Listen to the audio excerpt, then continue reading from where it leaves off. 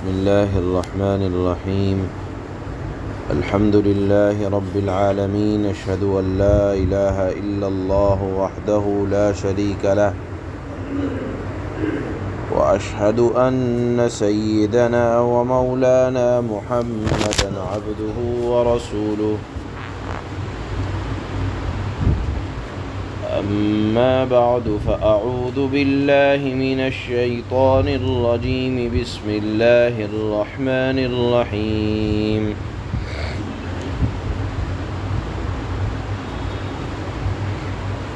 ألم تر كيف فعل ربك بأصحاب الفيل؟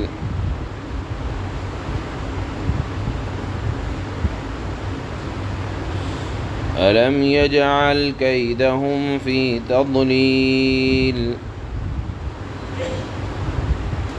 وأرسل عليهم طيرا أبابيل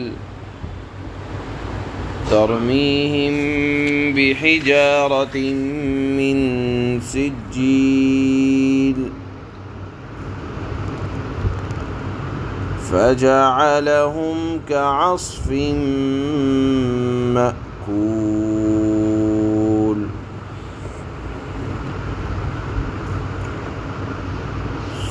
صدق الله مولانا العلي العظيم.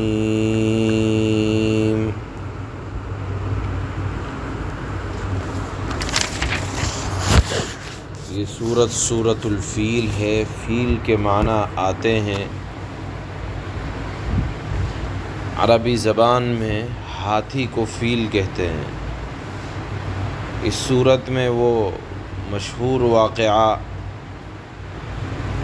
اصحاب الفیل کا، ہاتھی والے لوگوں پر جو واقعہ پیش آیا، اس کو اللہ نے بیان فرمایا ہے.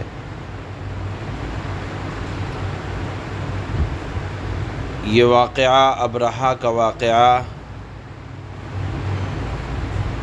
ابرہہ کی ہلاکت کا واقعہ رسول اللہ صلی اللہ علیہ وسلم کی ولادت سے 50 یا 55 دن پہلے یہ واقعہ سرزمین عرب میں پیش آیا، جو سیرت اور تاریخ کی کتابوں میں بڑا معروف اور بڑا مشہور ہے. یہ واقعہ اصحاب الفیل کا کچھ اس طرح پیش آیا کہ یمن میں ایک گورنر تھا جس کا نام تھا ابرہہ، یا صوبیدار تھا. عیسائی سلطنت تھی. اس کو یہ چیز بڑی تکلیف دیتی تھی کہ لوگ پوری دنیا سے مکہ مکرمہ، جو ایک پتھروں سے بنا ہوا ایک گھر ہے، کمرہ ہے، لوگ پوری دنیا سے کھچے کھچے اس کی طرف آتے ہیں. اور مذہب عیسائی کے اندر کوئی اس طرح کی کوئی عمارت نہیں ہے کہ لوگ اس کی طرف اس طرح چل کر آئیں جس طرح لوگ خانہ کعبہ کا طواف کرتے ہیں. بالآخر اس نے دیکھا کہ یہ سادہ سا کعبہ تکلفات سے خالی، لیکن لوگ ہیں کہ اس کی طرف کھچے چلے آتے ہیں. تو اس نے یمن کے ایک دارالسلطنت، مقام صنعاء ایک جگہ ہے یمن میں، جو وہاں کا دارالسلطنت بھی ہے، اس نے وہاں ایک گرجا گھر بنوایا. اور گرجا گھر بنوایا اور بڑا خوبصورت بنوایا. اس کے در و دیوار کو جواہرات سے مزین کروایا، بڑا خوبصورت بنایا، اور یہ چاہا کہ لوگ اس کے ارد گرد آئیں، مکانات بنائیں، طواف کریں. اور جو حیثیت کعبۃ اللہ کو حاصل ہے، اس نے اعلان کر دیا کہ اب یہاں آیا کرو. چونکہ وہ ایک بڑی سلطنت تھی یمن اور عیسائی حکومت تھی اس وقت، اور اللہ کے نبی صلی اللہ علیہ وسلم کے آنے سے پہلے وہ مذہب حق سمجھا جاتا تھا۔ عرب کے اندر عرب اگرچہ بت پرست تو تھے، لیکن حضرت ابراہیم اور حضرت اسماعیل علیہ السلام کے زمانے سے ہی کعبۃ اللہ کا احترام بہت زیادہ کرتے تھے، ان کے دل میں کعبے کی محبت بہت زیادہ تھی۔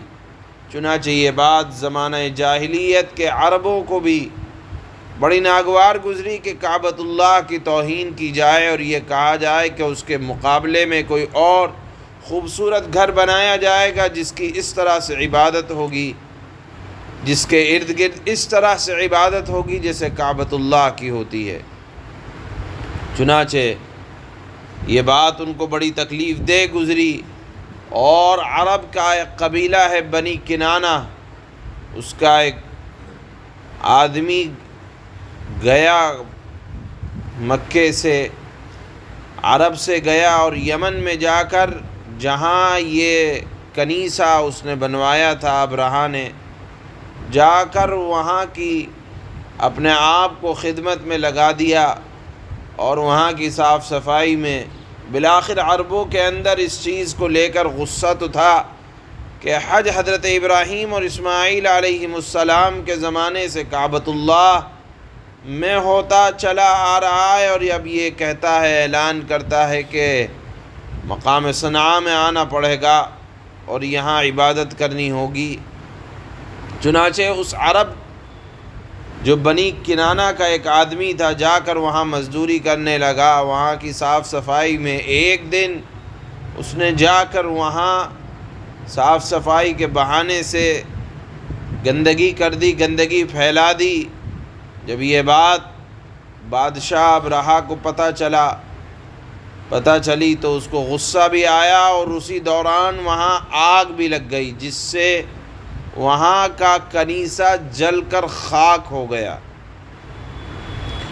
تفتیش کرنے پر معلوم ہوا کہ عربوں نے آگ لگائی ہے۔ چنانچہ ابرہہ کے غصے کی حد باقی نہ رہی، اس نے قسم کھائی کہ خانہ کعبہ کو منہدم اور مسمار کر کے میں اب سانس لوں گا۔ چنانچہ اس ارادے سے وہ چلا، اور راستے میں جتنے عرب قبیلے ملتے تھے مکہ آنے تک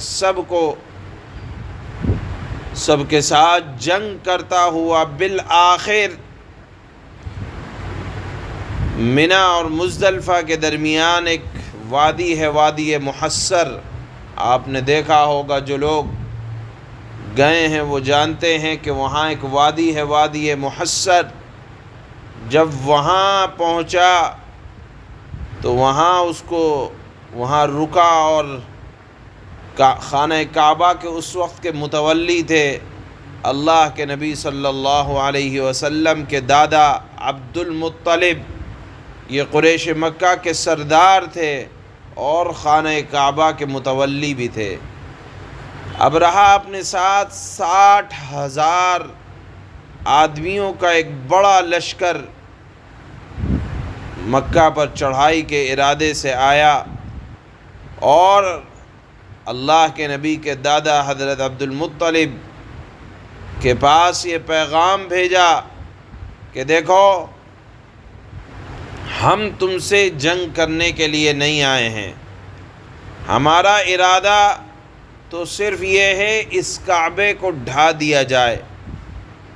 چنانچہ حضرت عبد المطلب نے جواب دیا کہ دیکھو، ہم تمہارے بادشاہ سے نہ تو جنگ کریں گے اور نہ یہ ہمارے اندر طاقت ہے، یہ اللہ کا گھر ہے اور حضرت سیدنا ابراہیم علیہ السلام کی یادگار ہے، اگر اللہ اس کی حفاظت کرنا چاہے گا تو وہ کر سکتا ہے، اور اگر اللہ کو اس کی حفاظت مقصود نہ ہوگی تو ہمارے اندر اتنی طاقت نہیں ہے کہ ہم 60,000 لوگوں کا مقابلہ کر سکیں۔ اس کے بعد چونکہ حضرت عبد المطلب ایک بہت بار رعب اور وجی آدمی تھے، اللہ نے ان کو رعب بہت دیا تھا۔ چنانچہ حضرت عبد المطلب نے ایک شکایت کی کہ دیکھو تمہارے سرداروں نے میرے ایک اونٹ کا ایک ریوڑ گرفتار کر لیا ہے، کہ ایک سردار نے میرا اونٹ گرفتار کر لیا ہے، میں تو تم سے یہ درخواست کروں گا کہ میرے حوالے کر دو۔ اس پر ابرہہ نے کہا شکل سے تو بڑے سمجھدار لگتے ہو اور ہم تم کو عقل مند بھی سمجھتے تھے، لیکن تمہارے اس سوال پر مجھے تعجب ہو رہا ہے کہ میں ڈھانے تو آیا ہوں کعبے کو، جو تمہاری نگاہ میں عظمتوں کا سرتاج ہے جو، لیکن تم ہو کہ ایک اونٹ کے بارے میں سوال کر رہے ہو۔ حضرت عبد المطلب نے جواب دیا کہ میری ملکیت اونٹ ہے، میں ان کا رب ہوں، جو کعبے کا رب ہے وہ کعبے کی حفاظت کرنا جانتا ہے، میں اونٹ کا مالک ہوں، مجھے اس کی حفاظت کرنی ہے۔ خدا کا گھر کعبہ ہے، وہ اپنے مقدس گھر کی برابر حفاظت کرے گا۔ یہ جواب سن کر حضرت عبد المطلب نے کہا کہ تم جانو رب کعبہ جانے۔ چنانچہ یہاں پہنچ کر بات کا سلسلہ ختم ہو گیا۔ ابرہہ نے اپنے لشکر کو حکم دیا کہ چلو کعبے کو منہدم کرتے ہیں، اور عرب کے قبائل کے دلوں کے اندر یہ بات بھی ہے کہ کعبے کو منہدم کرنے کے لیے آیا ہے۔ چنانچہ سب لوگ کعبے کے ارد گرد جمع ہو گئے اور یہ کہا کہ ہمارے اندر اب طاقت نہیں ہے کہ ہم مقابلہ کر سکیں۔ چنانچہ کہا کہ یہ جو کعبے کے ارد گرد پہاڑیاں ہیں، ہم ان میں جا کے چھپ جاتے ہیں، اس کو جو کرنا ہوگا وہ کرے گا۔ چنانچہ وہاں سے نکلنے سے پہلے انہوں نے یہ دعا کی تھی، اگرچہ وہ بت پرست تھے لیکن بتایا گیا کہ کعبۃ اللہ کی عظمت کو جانتے تھے، سمجھتے تھے۔ دعا کی کہ باری تعالیٰ اے کعبے کے رب، ہم غمگین نہیں ہیں بلکہ ہم جانتے ہیں کہ اے رب تو اس کی حفاظت کر سکتا ہے، تو اس کی حفاظت کر اور اپنے مقدس گھر کو خراب ہونے سے بچا۔ یہ دعا ان کی تھی، اور یہ کہنے کے بعد وہ وہاں سے ہٹے۔ اسی دوران دیکھا کہ سمندر کی طرف سے کچھ پرندے آتے ہیں جن کو ابابیل کہا جاتا ہے۔ ہر پرندے کی چونچ میں 3 کنکریاں تھیں، اور تینوں کنکریاں باری باری وہ وادی محصر میں ابرہہ کے لشکر پر برساتے۔ دیکھتے دیکھتے 60,000 کا لشکر ختم ہو گیا، اور اس کے ختم ہونے کی شکل یہ بنی کہ جس ہاتھی پر یا جس فوجی پر وہ ایک کنکری پڑتی، ان کے جسموں کو چیر کر وہ کنکری نیچے آتی، اور جس کے آنکھوں میں وہ کنکری پڑتی وہ ہاتھی اندھے ہو جاتے۔ چنانچہ یہی سلسلہ ابرہہ کے ساتھ بھی ہوا، اس کے اوپر بھی کنکری پڑی، اور اس کو واپس یمن مقام صنعا لایا گیا۔ لیکن روایات میں آتا ہے کہ اس کا بدن کٹ کٹ کر اور بہہ بہہ کر سڑ کر وہ مسمار ہوا، وہ مرا۔ یہ ایک عبرت کا سامان بن گیا۔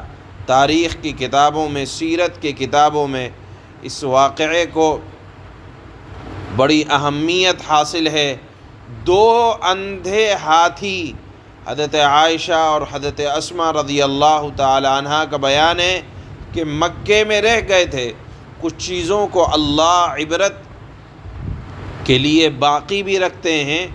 2 ہاتھیوں کو حضرت عائشہ، حضرت اسماء کا بیان ہے کہ ہم نے مکے میں دیکھا کہ وہ اندھے تھے اور پھرتے رہتے تھے۔ بہرحال اللہ نے اس واقعے کو اہل مکہ کے لیے عبرت کے طور پر بیان فرمایا کہ دیکھو یہ واقعہ تم بڑے تنگ دل ہو رہے تھے کہ کعبہ ہمارے درمیان ہے، ہم اس کی حفاظت نہیں کر پا رہے ہیں۔ اللہ نے احسان کیا تھا تمہارے اوپر کہ ابرہہ کے لشکر کو پرندوں کے ذریعے سے ہلاک کروا دیا تھا۔ اب دیکھو وہی کعبہ ہے، وہی اللہ ہے، اس کی حفاظت کرو اور اللہ کی عبادت کرو، اور اللہ نے جس پیغمبر کو تمہارے درمیان بھیجا ہے اس کی اطاعت کرو۔ گویا کہ اللہ نے اپنے احسان کے طور پر اس واقعے کو یہاں بیان فرمایا ہے، اور فرمایا کہ أَلَمْ تَرَ كَيْفَ فَعَلَ رَبُّكَ بِأَصْحَابِ الْفِيلِ، اے پیغمبر کیا آپ کو معلوم نہیں کہ آپ کے رب نے ہاتھی والوں کے ساتھ کیا معاملہ کیا؟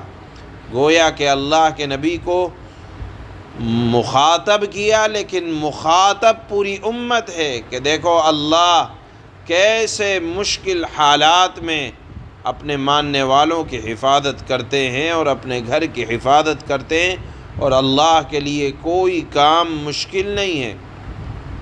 أَلَمْ يَجْعَلْ كَيْدَهُمْ فِي تَضْلِيلٍ، کیا خدا نے ان کی تدبیروں کو جو انہوں نے کعبے کو ختم کرنے میں لگائی تھی بیکار نہیں کر دیا؟ یعنی آپ کو اچھی طرح معلوم ہونا چاہیے اللہ کسی کے ارادے میں اگر کسی کو ناکام کرنا چاہے تو سارے داؤ پیچ کو غلط کر دیا کرتا ہے، اور عبرت کے لیے اللہ انسانوں سے بھی ہلاک کرا سکتے تھے، لیکن جانوروں سے، اور وہ بھی پرندوں سے، اور وہ بھی پرندے ایسے جو وزن کے اعتبار سے بہت ہلکے پھلکے ہوتے ہیں، اللہ نے ان کے ذریعے سے ہلاک کروایا۔ اور ہلاکت بھی کیسے کہ کنکری، اور ایک چونچ میں کنکری ایک ہی بہت چھوٹی آئے گی، لیکن ایک چونچ میں اگر 3 کنکریاں ہوں تو آپ کنکریوں کے سائز کو برابر معلوم کر سکتے ہیں۔